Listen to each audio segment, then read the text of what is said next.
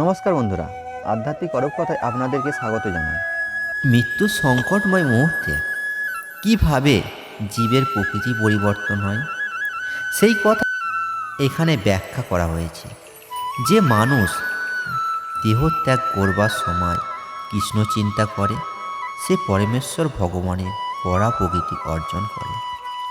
কিন্তু এই কথা ঠিক নয় যে শ্রীকৃষ্ণবিহীন অন্য কিছু চিন্তা করলেও সেই পরা প্রকৃতি অর্জন করা যায়।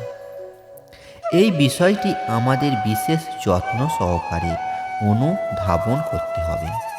কিভাবে উপযুক্ত মনোভাব অবিষ্কৃত হয়ে দেহত্যাগ করা যায়।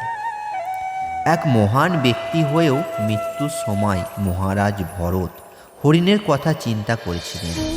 তাই তার পরবর্তী জীবনে তিনি হরিণ শরীর প্রাপ্ত হন। হরিণ রূপে জন্মগ্রহণ করা সত্ত্বেও মহারাজ ভরত তার পূর্ণ জন্মের কথা স্মরণ করতে পেরেছিলেন, কিন্তু তাতে পশুর শরীর গ্রহণ করতে হয়েছিল। স্বভাবে জীবিত অবস্থায় আমরা যে সমস্ত চিন্তা করে থাকি, সেই অনুযায়ী আমাদের মৃত্যুকালীন চিন্তার উদয় হয়। সুতরাং এই জীবই সৃষ্টি করে আমাদের পরবর্তী জীবন।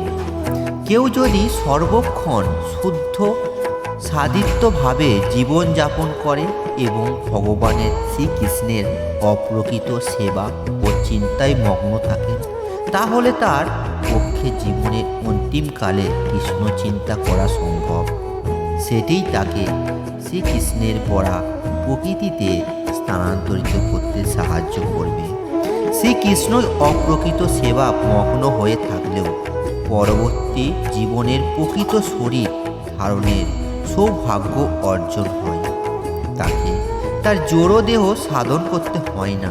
তাই হরে কৃষ্ণ কৃষ্ণ কৃষ্ণ হরে হরে, হরে রাম রাম রাম হরে হরে, এই মহান মন্ত্র কীর্তন করাই হচ্ছেন জীবনের অন্তিমকালে ভাব পরিবর্তন সফলতম শ্রেষ্ঠ উপায়।